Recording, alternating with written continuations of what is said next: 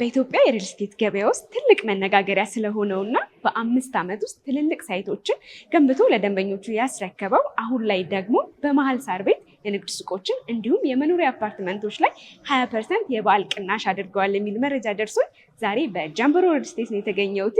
ያሉትን የካሬ አማራጮች ዋጋውን ወደ እናንተ እያደረስ ቆይታ ማድረግ ይሆናል። እኔ ኤደን ነኝ። ቻናሉ ደግሞ አዲስ ገበያ ነው። ሰብስክራይብ ማድረግ እንዳይረሳ።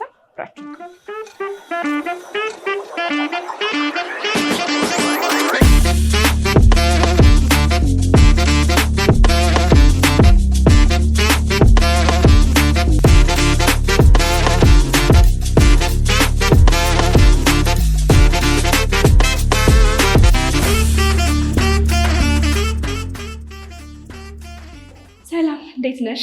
ሰላም፣ እንዴት ነሽ? እንኳን ደህና መጣሽ። እንኳን ደህና ቆየሽ። አረፍ በሽ። አመሰግናለሁ።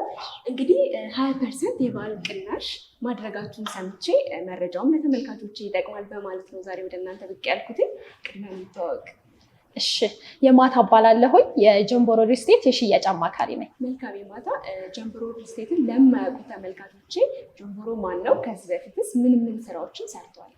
እንግዲህ ጃምቦሮ ሪል ስቴት ከተመሰረተ 5 ዓመቱ ነው። በእነዚህ 5 ዓመታት ውስጥ ቦሌ ቡልቡላ ኤርፖርት ጀርባ 5 ሳይቶችን ሰርተናል። ከነዚህ 5 ሳይቶችን ደግሞ 4ቱን ሳይት 100% ጥንቅቅ አድርገን አስረክበናል። 5ኛው ሳይታችን ደግሞ በ6 ወር ጊዜ ውስጥ ልናስረክብ ያው ዝግጅታችን እያጠናቀቅን ነው።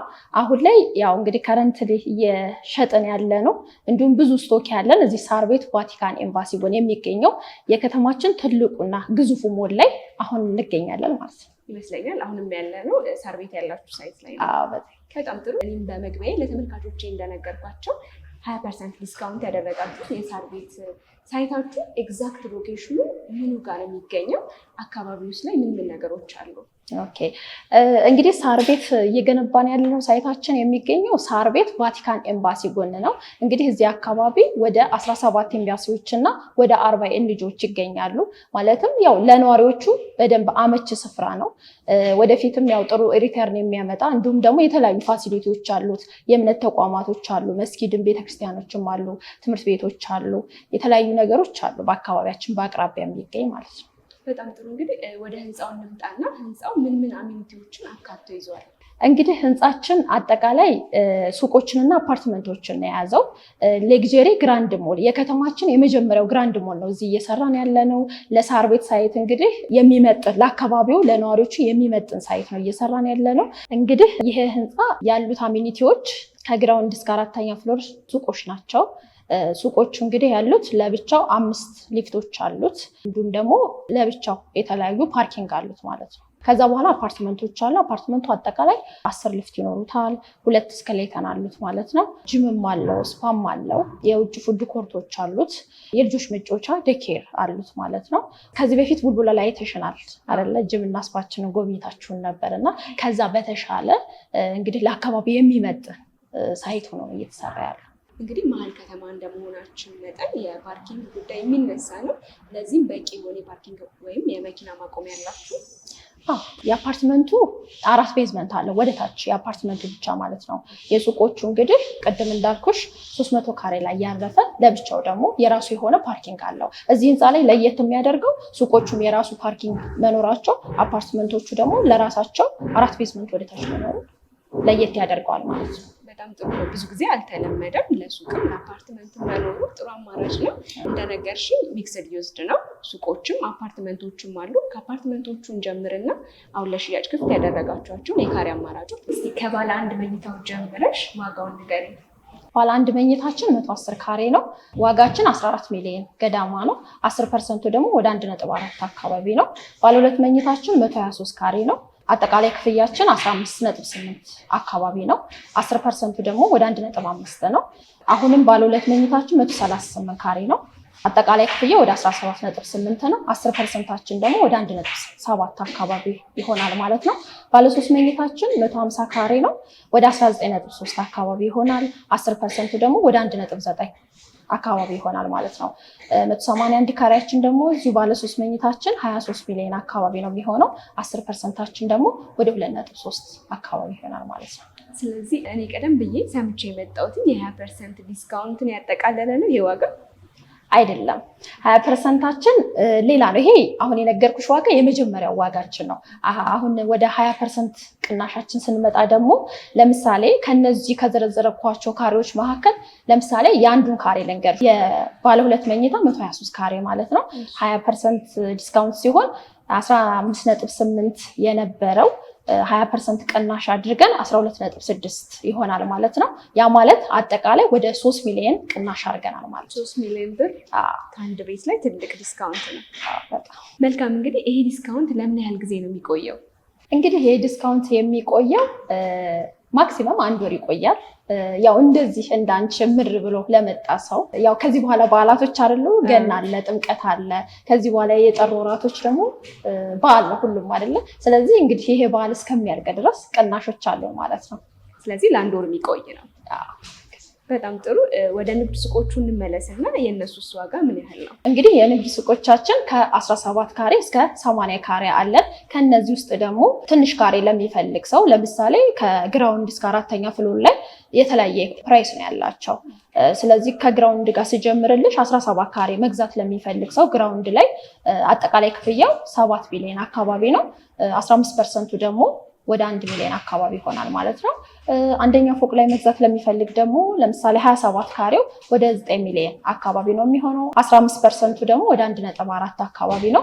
ሁለተኛ ፎቅ ለሚገዛ ደግሞ ለምሳሌ 35 ካሬ 10 ሚሊዮን አካባቢ ነው። አጠቃላይ ክፍያው 15% ወደ 1.5 አካባቢ ይሆናል። አራተኛ ፎቅ ደግሞ 40 ካሬ መግዛት የሚፈልግ ሰው ወደ 9.4 አካባቢ ነው የሚሆነው። አጠቃላይ ክፍያው 15% ደግሞ ወደ 1.4 ነው የሚሆነው ማለት ነው። ስለዚህ ይሄ እነዚህን ካሬዎች የነገርኩሽ በትንሹ ነው እንጂ የተለያዩ የካሬ አማራጮች አሉን ማለት ነው። ሰው እንደየፍላጎቱ እንዲገዛ ከትንሽ ካሬ ሚኒመም እና ትልልቅ ካሬ ለሚፈልግ ሰው ደግሞ በዚህ መልኩ እየሸጥ እንገኛለን ማለት ነው። በተጨማሪም እነዚህ የነገርኩሽ ዋጋ ላይ ምንም አይነት ዶላርም የኮንስትራክሽን ማቴሪያል ቢጨምርም ቢቀንስም ምንም አይነት የዋጋ ጭማሪ አናደርግም። ስለዚህ አንድ ደንበኛ ቤቱንም ሱቁንም ዛሬ በገዛበት ዋጋ ነው ቤቱን እስከሚረከብ ድረስ የሚጨርሰው። ምንም ጭማሪ አናስገባም ማለት ነው። ጥሩ። እንግዲህ የአከፋፈል ሂደት ውስጥ ምን ይመስላል? የአከፋፈል ሂደታችን ፕሮግረስ ቤዝድ ነው የሚሆነው።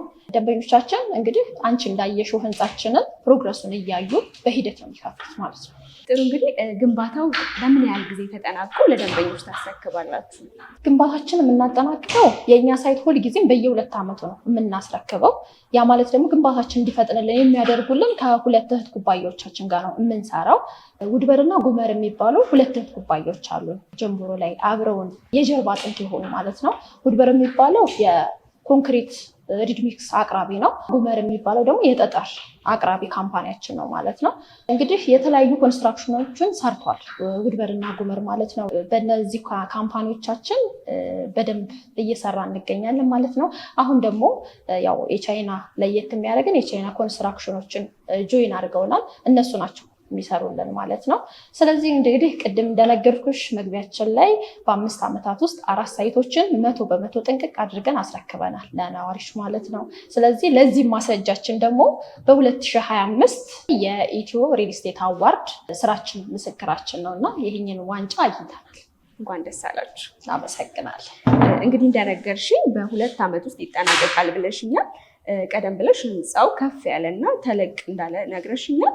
ምን አይነት ቴክኖሎጂ ብትጠቀሙ ነው በ2 ዓመት ውስጥ የምትጨርሱት?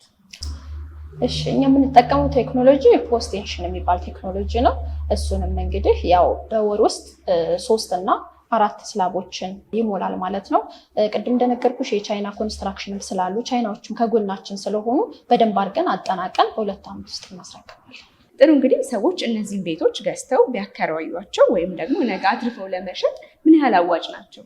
እንግዲህ ቅድም እንደነገርኩሽ መግቢያችን ላይ የምንገኘው የዲፕሎማቶች ሰፈር ነው። ወደ 17 ኤምባሲዎች እና ወደ 40 ኤንጂኦዎች ናቸው የሚገኙት። የተለያዩ ተቋማት አሉ። ቢያከራዩት ጥሩ ሪተርን የሚያገኙበት። ለምሳሌ እዚህ አካባቢ ኪራይም ስናስብ $2500 በላይ ነው ኪራይ እዚህ አካባቢ። እንዲሁም ደግሞ አትርፈን ደግሞ እንሽጠው ቢሉ ደግሞ ደንበኞቻችን ለምሳሌ ዛሬ በ10 ሚሊዮን ብር ቢገዙ አንድ ቤትን ነገ ደግሞ የዛሬ ካስረከብናቸው የዛሬ 2 ዓመት በኋላ ደግሞ በ20 ሚሊዮን ድረስ ሊሸጡት ይችላሉ ማለት ነው። ስለዚህ ጥሩ የኢንቨስትመንት ቦታ ነው። ያው ለውሳኔም ምንም ጥርጥር የሌለው ቦታ ነው ማለት ነው።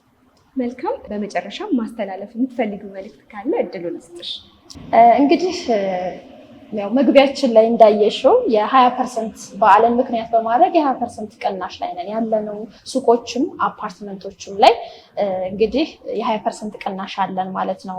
በተለይ ደግሞ ያው በግሩፕ ለሚመጡ ውድ ደንበኞቻችን ደግሞ ከዚህ ሞር የተሻለ ዲስካውንት እንዳለን አሳስባለሁ ማለት ነው። ስለዚህ ቤትም ሱቅም ለመግዛት ሲያስቡ ጀምቦሮን ሳያዩ በፍጹም ሌላ መምረጥ እንደሌለባቸው አስተላልፋለሁ። መልካም እንግዲህ እኔም አሁን 20% ዲስካውንት ያደረጋችሁትን ተመልካቾቼ እንዲጠቀሙ እታች ባለው ስልክ ደውለው መጥተው ሳይቱን እንዲያዩ ከወደዱትም እንዲገዙ መልዕክቴ ነው። ስለነበረን ቆይታ ከልብ አመሰግናለሁ። መልካም ጊዜ። አመሰግናለሁ።